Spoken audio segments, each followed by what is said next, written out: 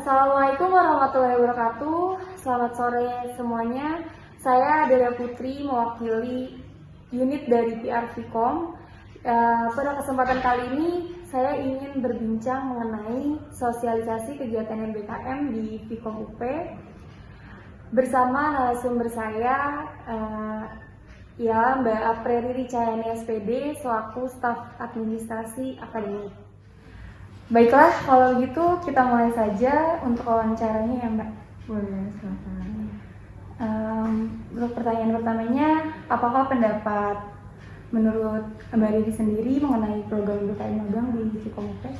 Ya, jadi untuk program magang, kalau untuk di Vkom UP ini sebelum adanya kebijakan MBKM atau Merdeka Belajar Kampus Merdeka itu memang sudah ada masuk dalam kurikulum Vkom, dalam kurikulum Prodi Ilmu Komunikasi Fakultas Ilmu Komunikasi Universitas Pancasila. Jadi magang itu memang harus dijalani oleh setiap mahasiswa Vkom UP mulai dari sejak berdiri ya. Jadi begitu ada program MBKM, jadi memang di Vkom UP ini udah nggak kaget mahasiswanya karena memang jalanin.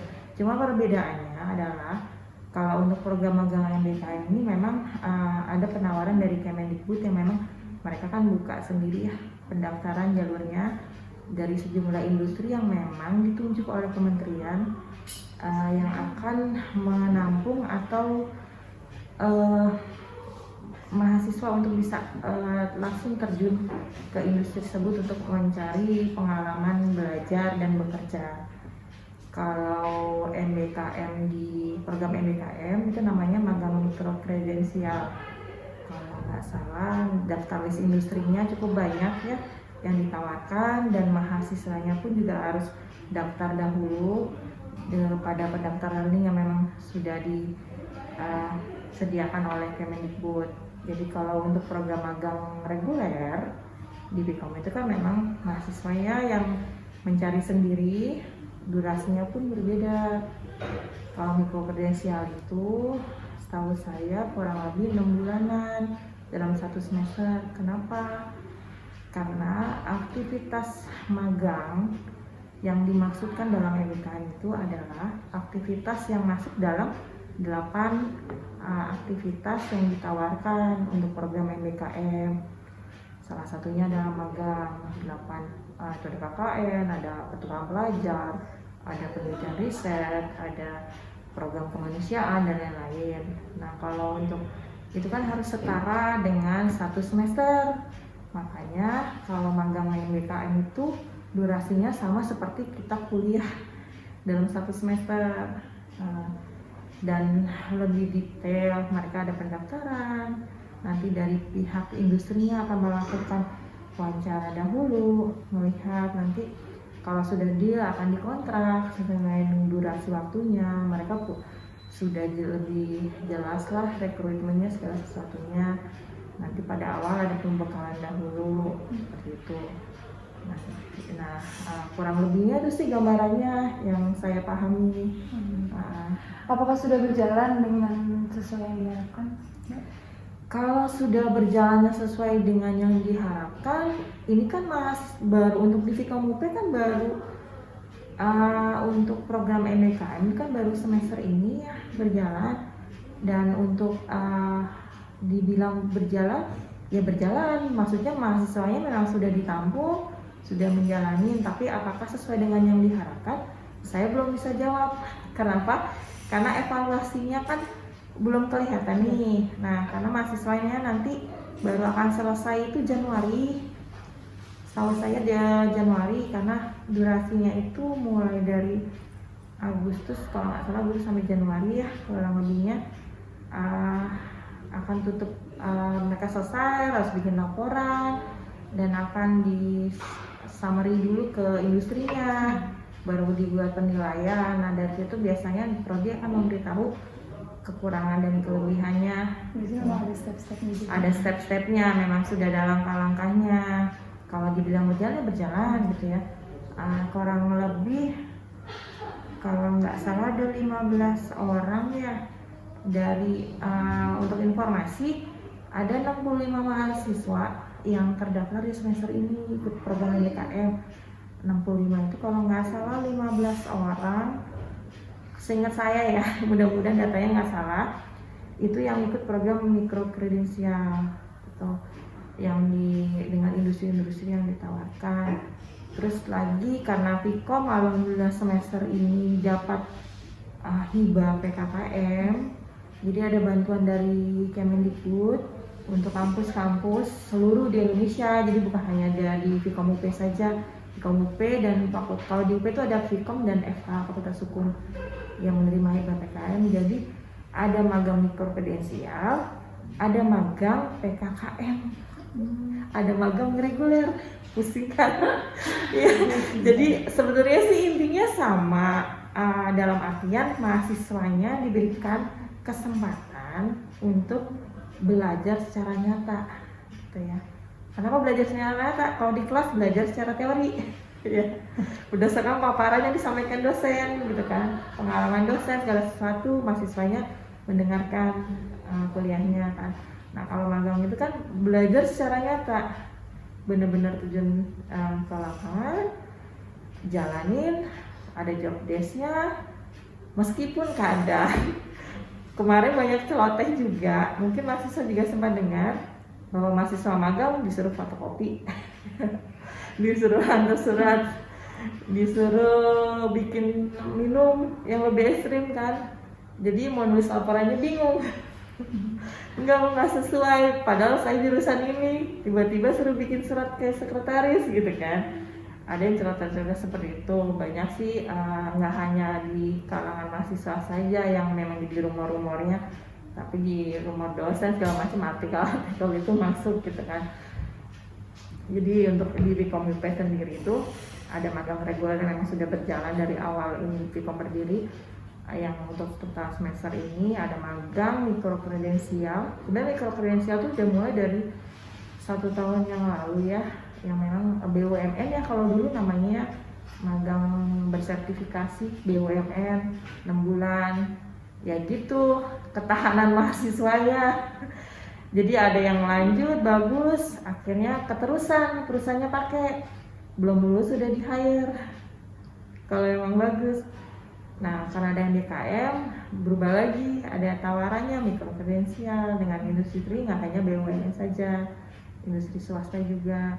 Karena Vkom menang hibah, jadi kita punya ada namanya satu kegiatan yang memang ditawarkan kepada mahasiswa, namanya magang PKKM. Itu ada 15 industri, kalau nggak salah 15 industri yang memang rekanan atau yang kita udah kerjasama dengan industri di luar yang mikro kredensial. Ada yang di Mata Pilar, ada Teamwear, ada yang pokoknya ada 15 industri yang memang dari 35 yang memang kemarin sempat dilakukan interview segala sesuatu, penempatannya disesuaikan seperti itu. Apakah ada kendala bagi Vkom dan mahasiswa yang terjun langsung dalam proses magang berlangsung? Kalau untuk kendala mahasiswanya, saya belum bisa jawab ya. Nanti bisa ditanyakan lebih lanjut. Kalau untuk Vkomnya sendiri ya paling ini aja sih, kita prosesnya masih pada saat pembukaan itu ya antar informasinya kadang di prodi pun juga nerima kan, karena ini kan dari pusat ya, dari Kemendikbud. Itu lama pengumumannya. Iya, pengumumannya itu dari mahasiswa daftar segala satu pengumuman, jadi serba cepat gitu loh, serba yang udah harus berjalan segala satunya. Jadi ya mungkin karena baru ya, jadi step-stepnya itu memang perlu dievaluasi lagi gitu loh, terutama untuk prodi ilmu komunikasi itu sendiri buat kebijakannya. Nah itu rencananya memang prodi akan garap kembali step-stepnya supaya nanti mahasiswa yang mau ikut pun juga di awal-awal mereka sudah punya ancang-ancang atau sudah punya persiapan lebih ke depannya. Jadi memang kemarin dari pengumuman terus penunjukan, karena mereka nggak dilepas begitu aja sih gitu kan, memang tetap harus ada monitoring dari dosen prodi itu sendiri. Jadi waktu yang untuk program magang DKM tetap sama dimonitoring supervisor dari industrinya langsung, ada tim monitoringnya atau pembimbing belajar dari dosen Vkom UP juga.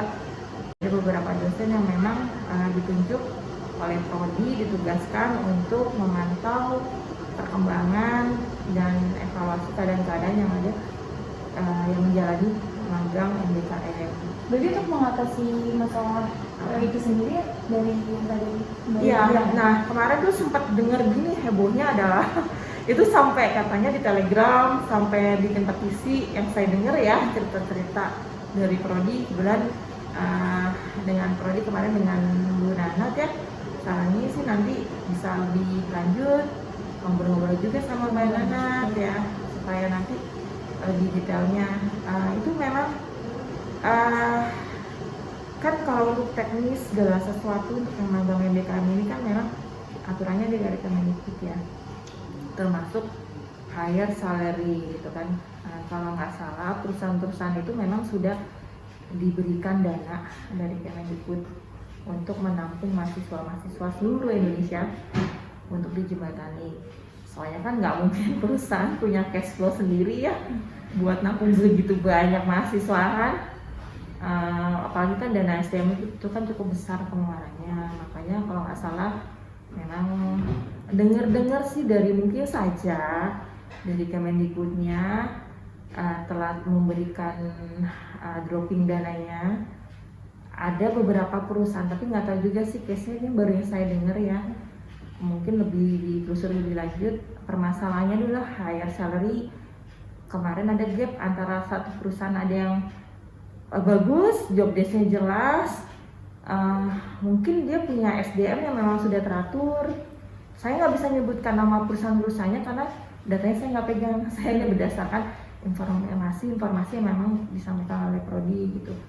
Ada yang hire-nya telat, padahal mereka butuh hire per bulan itu buat jalan kan, ongkos karena kan nggak WFH lagi.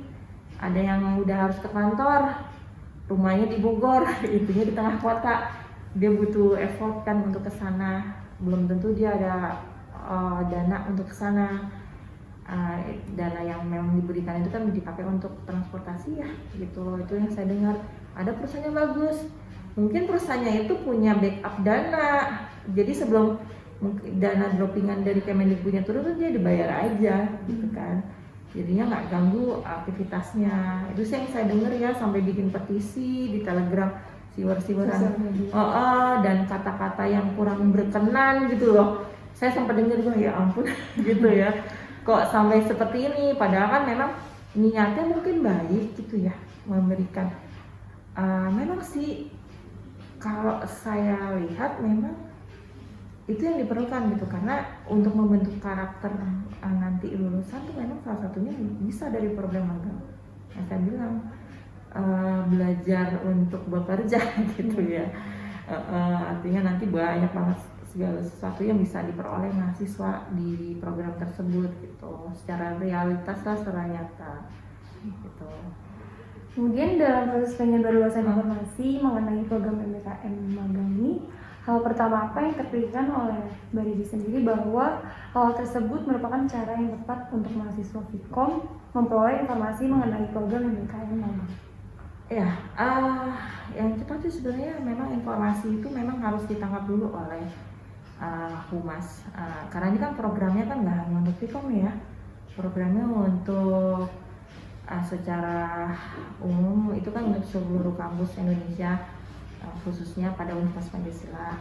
Setidaknya yang paling cepat sekarang adalah sosmed. Ya, sosmed, Instagram, yang ya paling Instagram ya, yang memang mahasiswa sekarang siapa sih nggak punya Instagram? Pasti main Instagram semua kan, meskipun ada beberapa yang enggak gitu ya. Pertama di website kalau memang ada mahasiswa di Instagram, nanti kan simpang siur dari satu kan nggak ikut program ini gitu kan, segala macam.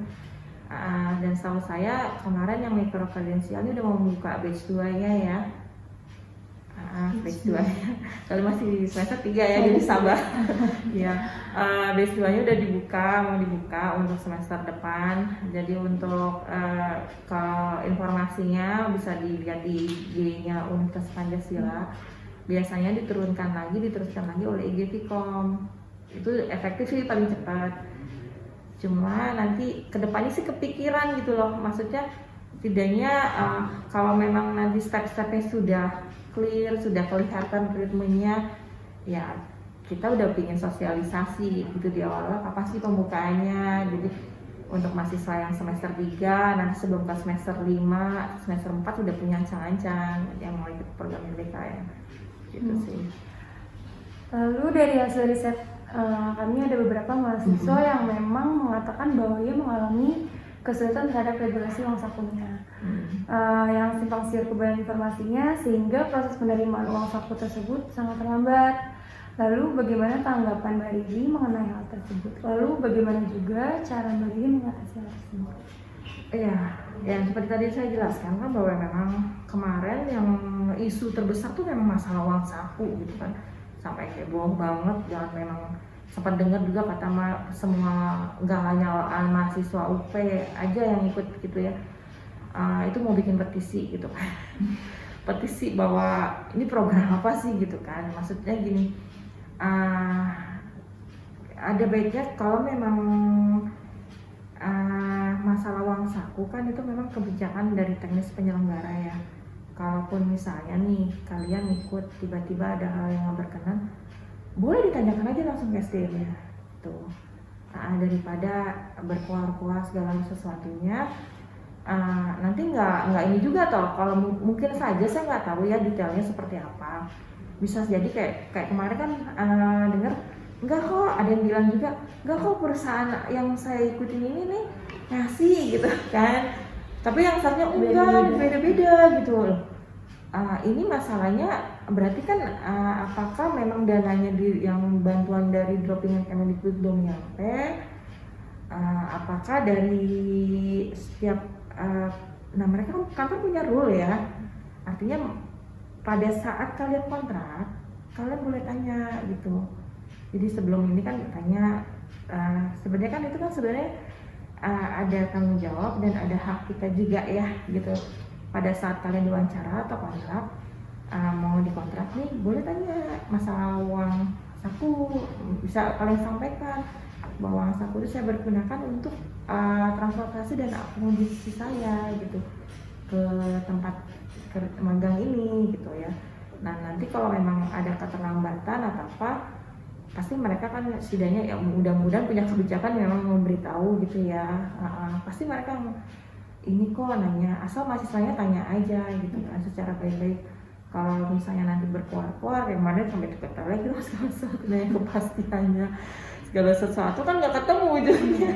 Terus aja jadi kesel kan, itu kok begini sih gitu kan. Jadi kayak syukur-syukur kayak mudah-mudahan sih nggak disebut mention perusahaan-perusahaannya ya. Jadi kan kayak nge-blacklist juga perusahaan itu kok begini gitu kan. Dan mem-blacklist maksudnya dalam artian membuat citra buruk juga bagi program ini tersendiri gitu loh. Setidaknya ya memang pada saat kontrak tanya aja, kan pasti kan ada job desk-nya tuh posisinya di mana. Dan kalian kan pasti punya supervisor di sana yang menjadi penanggung jawab di saat kalian magang. Boleh ngobrol sama Mbak atau Bu atau Pak atau Mas atau Mbak gitu. Ini gimana ya, maaf saya menanyakan hak saya gitu secara terbuka gitu. Soalnya saya perlu sekali seperti itu. Daripada ini kalau misalnya udah step itu udah nggak mempan, mereka ngasih jawaban, ya itu udah pastinya akan berkeluarnya seperti itu di sosmed segala macam. Kurang lebih itu menurut tanggapan saya sih ya. Baik Mbak, lalu ada juga mahasiswa yang mengatakan bahwa adanya miskomunikasi terhadap kebijakan kementerian untuk mahasiswa. Bagaimana tanggapan Mbak Riri mengenai hal tersebut? Apakah pihak Vkom UP sudah memberitahu lebih dulu mengenai kebijakan tersebut? Ini kebijakan artinya yang di situ di mananya, di programnya atau masalah yang tadi? Di programnya, lebih ke program magangnya juga.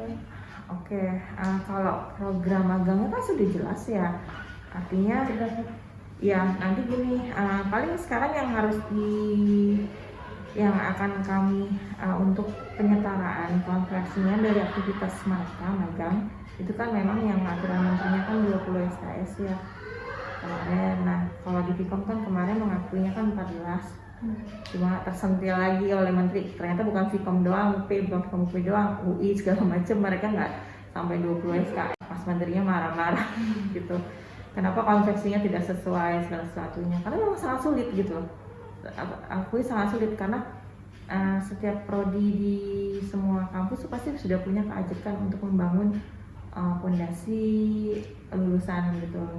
Dalam artian ada kurikulumnya, ada mata kuliah yang harus mereka fulfill segala macam.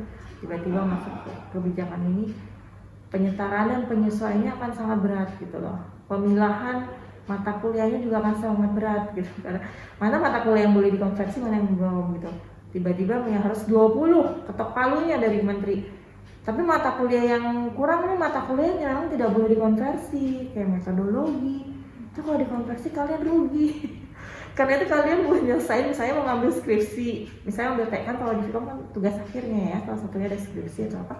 Tapi kalau metodologinya nggak diambil secara tatap muka atau secara perkuliahan, itu kan berat, sulit gitu.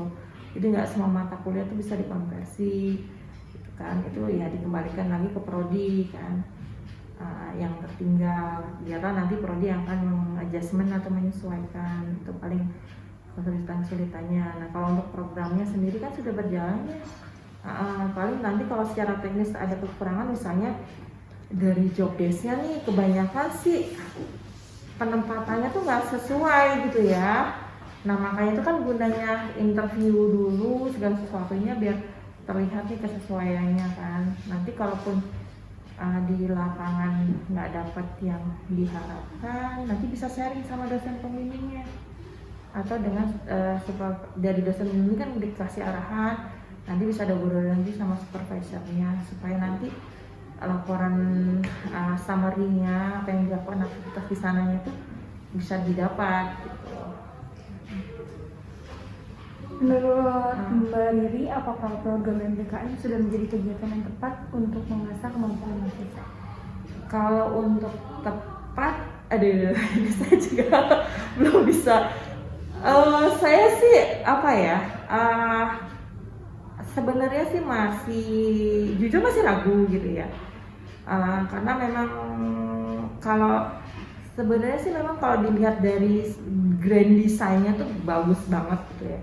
8 aktivitas itu memang belajar realitas, belajar nyata gitu yang sebenar-benarnya bagus. Cuma memang pasti ada kendalanya. Semua kebijakan pasti ada kendalanya di lapangan gitu yang harus diterapkan oleh prodi, oleh industri segala sesuatunya.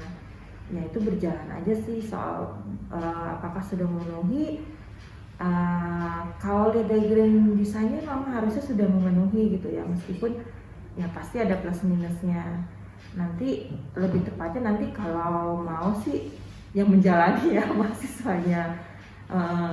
Harapan terbesarnya harusnya ya gitu, harusnya yang memenuhi gitu yang diharapkan, fulfillnya yang saya bilang tadi ada celah. Karena kalau belajar di kampus doang tuh nggak dapat apa-apa. Berapa persen sih kalau kalian kuliah, apalagi daring dari oke, saya lakukan aktivitas yang lain, nggak lihat kok gitu kan.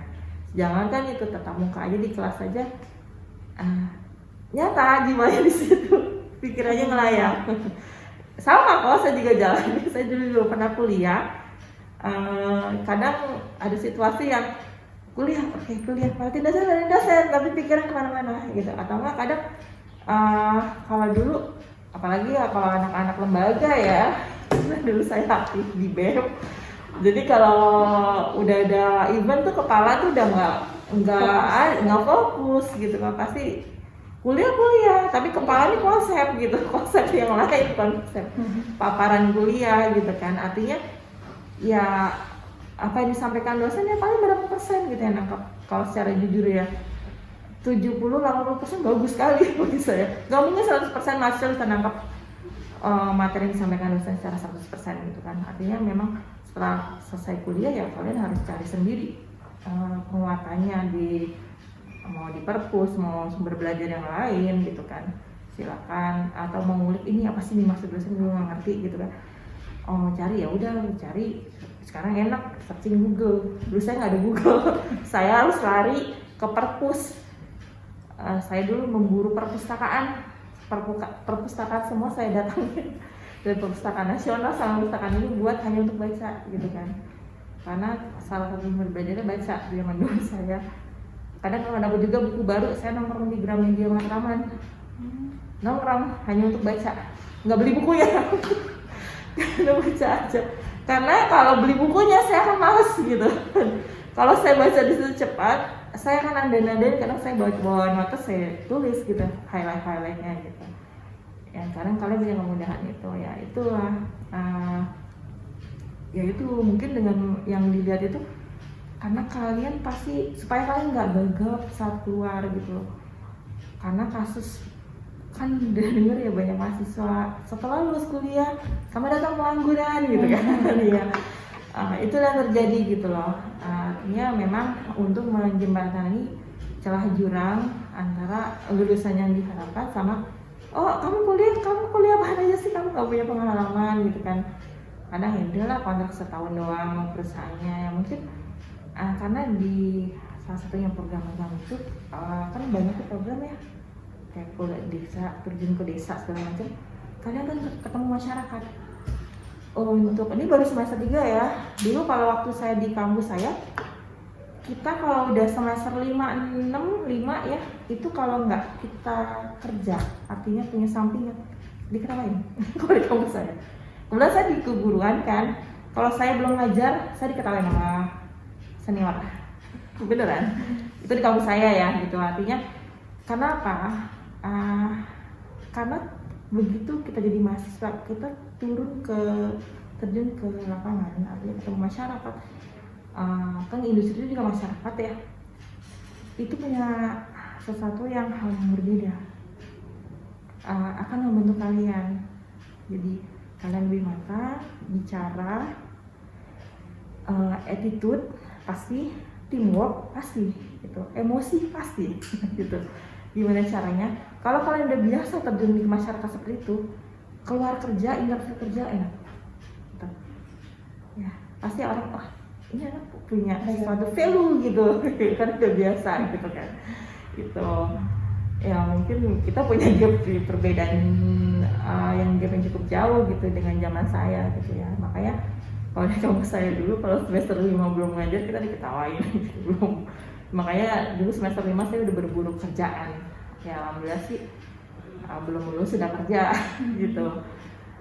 Itulah ya itu mungkin dengan salah satu program yang dibuat Mas Menteri ini supaya mengisi celahnya itu gitu loh.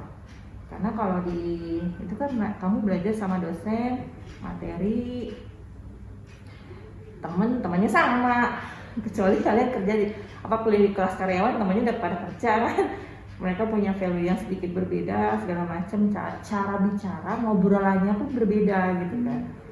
Nah mungkin dengan adanya 8 aktivitas yang ditawarkan MBKM, salah satunya magang untuk mengisi hal tersebut gitu. Jadi nanti ngasahnya begitu lulus, oke, lulusan Vkom UP, oke banget nih, pas kerja teamworknya jalan, cara bicaranya udah great banget gitu kan. Yang diharapkan seperti itu.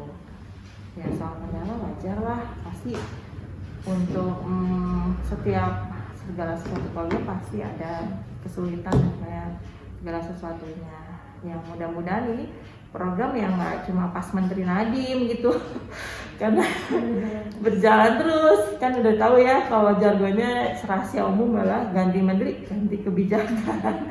Mudah-mudahan ya programnya ini nggak yang cuma 3 tahun atau 5 tahunan menteri itu gitu kan, yang buat ngisi kekosongannya. Itu sih yang diharapkan. Kemudian ada pun kesulitan mahasiswa lainnya seperti kesulitan pada jobdesk mbak. Di awal program MBKM magang, bagaimana tanggapan Mbak Rini mengenai hal tersebut? Lalu bagaimana cara Mbak Rini membantu mahasiswa mengatasi kesulitan tersebut? Oke, kalau untuk job desk itu harusnya gini loh. Mahasiswa saat mau melamar, artinya kan kalau nggak salah saya baca sekarang itu kan ada tawaran perusahaan-perusahaannya ya. Pasti kan akan disesuaikan, misalnya ada yang kayak topes segala macam gitu kan. pastinya begitu memang ada tujuan industri yang diinginkan, setidaknya mahasiswa sudah punya riset sendiri. Soalnya kemarin ngobrol-ngobrol sama industri juga, apa yang diharapkan gitu loh, pengen kesini kenapa gitu kan, setidaknya kita mengenal dulu gitu kan. Sama kalau kalian mau ngelamar kerja ya, kalian harus punya riset dulu, riset kecil-kecil lah, maksudnya bukan riset ya, apa ya, pengen cari tahu ini perusahaan apa gitu, kira-kira potensi saya cocok nggak di sana. Kalau untuk magang oke, nggak usah, kalau lulusan oke ya potensinya ya. Kalau magang kan kira-kira saya bisa dapat apa dari perusahaan itu tuh, karena kalau selama ini saya lihat itu mahasiswa magang ya udah yang penting gue magang dapat nilai selesai gitu kan. Padahal kalau saya dulu nggak ngejar lulus cepet-cepet gitu ya, karena apa ya, artinya kalau saya belum fulfill saya gitu, saya keluar nanti nganggur ngapain juga gitu kan. Makanya saya ikutin aja semuanya. Jadi ya jangan, ya bilangnya sih jangan jadi kupu-kupu kuliah. Jadi harus fulfill gitu, meskipun nggak ikut lembaga apa, tapi fulfill yang di tempat lainnya apa gitu kan. Artinya kan memang itu harus tahu dulu apa yang mereka misalnya mau target. Nggak hanya untuk magang MBKM ya, kan kalau megang MBKM udah jelas perusahaan-perusahaannya. Kira-kira gue bisa keterima nggak ya, misalnya di Tokopedia. Di Tokopedia itu ada bagiannya apa aja. Kalian tuh lebih senangnya maunya di mana? Saya tuh lebih senang tuh bagian sosmed dan ya ngasah sosmed, kira-kira nggak ada di bagian itu. Atau nanti kan kayak lebih senang copywriting. Ternyata ada memang kemarin kalau nggak salah di Tokyo itu ada copywriting di atas segala macam. Nah itu harus tahu dulu supaya nanti, dan tahu dulu dirinya juga nanti pas gitu perusahaan, kamu ngerti nggak ini, diem aja gitu kan. Ya makanya joblessnya kata ya perusahaan wajar lah, mereka kan butuh yang ini anak magang bukannya bantu malah bikin pusing gitu kan. Ya udah dong kerjain itu aja, hasil mungkin itu ya yang terjadi mungkin ya. Ya perusahaan juga ya udah terlanjur keterima, tapi disuruh ngerjain ini nggak ngerti. Daripada perusahaan itu udah kamu kerjain ini, hasil joblessnya ngelenceng nih gitu kan. Nah itu yang penting adalah, pertama adalah kalian cari tahu dulu nih, nggak hanya untuk magang BKM ya, magang untuk yang reguler Vkom yang memang diperintahkan oleh Prodi, itu harus cari tahu dulu nih. Misalnya Mbak saya lebih senang PR, kemudian Humas Bogor buka. Oke, Humas Bogor apa sih mereka lakukan di Humas Bogor itu? Cek semuanya, mereka ada webnya, ada segala satunya. Nah di Humas itu mau posisi apa, nanti kan pasti ada interview. Ya tawarkan diri, yang dibutuhkan apa, supaya mereka bisa membaca, oh iya kamu kepentingannya apa gitu kan, seperti itu. Sama kayak kemarin magang di Vkom, waktu yang saya pegang, saya tanya, setelah ini kamu butuh apa, kamu tuh mau ngapain setelah magang di Vkom gitu kan. Iya mbak, saya mau nulis tentang ini hasil akhirnya. Kalau kayak gitu saya nggak bisa naruh kamu di posisi unit saya gitu kan, pasti perusahaan gitu, takutnya nanti kamu nulis sampah kan. Kalau tulisannya sekedar nulis aktivitas tuh gampang, sama apa bedanya sama anak SMK gitu kan. Pasti kan kalian ada tujuan akhirnya, outputnya mau pasti ada outputnya, ada laporan akhir. Laporan akhirnya kan ngambil satu aktivitas yang disesuaikan dengan prodinya. Makanya itu yang memang yang harus dikomunikasikan. Itu sih pertama ya saya rangkum ya. Pertama sebelum mendaftar magang ya, baik MBKM mau magang reguler, cari tahu dulu tempat kalian mau magang di mana. Tuh. Kedua, udah dapat tempatnya, cari tahu dulu posisi yang memang apa. Tadi buka bentar lu ditaruh di bagian sekretaris atau administrasi biasa. Nah saya anak PR, saya harus menulis tulisan yang SC gitu kan, apa kan nanti kan kebingungan sendiri. Itu nanti pada saat interview penerimaan pasti di interview jelaskan, ungkapkan outputnya, saya nanti akan menulis laporan akhir saya seperti ini Pak, mohon dapat ditempatkan. Kalau memang ada kesempatan, misalnya posisinya belum penuh nih, boleh nggak saya mencari tahu aktivitas itu di unit yang ini terus terutama selanjutnya itu kan jadinya job desk ya. Yang kedua adalah tentang uang sakunya. Kalau mereka dipaparkan segala macam ya udah nanti tinggal diminta aja. Kalau di suatu halnya nanti diobrolin sih, lebih komunikasinya lebih di ini aja. Ya dan kadang kalau yang sekarang mahasiswa diem tapi ngerutuk gitu kan di belakang, nggak mau nanya pada the right man gitu loh. Nanyanya simpang siur ke teman jadinya rumor gitu kan. Lebih baik oh ya aku udah supervisor, ngobrolin aja deh gitu pelan-pelan gitu kan. Atau kalau nggak enak ya pada sering dulu, nanti dosen pembimbingnya kan bisa ngarahin so, paling itu sih. Kita udah ada di pertanyaan terakhir nih ya Mbak. Untuk pertanyaan terakhir, kesulitan lainnya yang dirasakan oleh mahasiswa PIKOM yaitu tentang perbedaan konversi SKS. Dari internal kampus sendiri sudah mengikuti sesuai kebijakan kampus Merdeka. Namun Universitas Pancasila tidak bisa SKS-nya dikonversi semua termasuk pengerjaan deskripsinya. Sedangkan di universitas lain ada yang mengatakan bisa. Bagaimana tanggapan Mbak Rini mengenai hal tersebut? Apakah ada kebijakan lain dari PIKOM sendiri mengenai hal tersebut? Ya, ini sebenarnya sih memang udah jadi pembahasan dari awal MBKM ya, mengenai konversi. Karena memang aturan ini kan begitu cepat diturunkan, langsung dipraktekkan. Tadi di tengah jalan ada kebijakan yang memang ini harus disesuaikan. Tentang aturan konversi memang kemarin sudah disosialisasikan kan 14 ya.